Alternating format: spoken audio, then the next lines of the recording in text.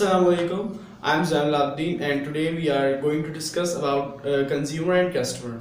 आज मैं आपको बताना चाह रहा हूँ कि कंज्यूमर और कस्टमर में क्या फ़र्क है।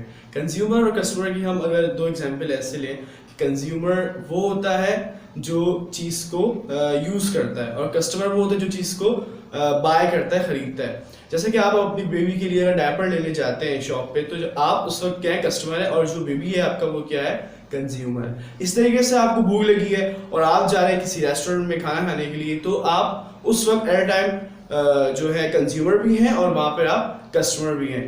So this is the difference between consumer and customer. Thank you for watching this video.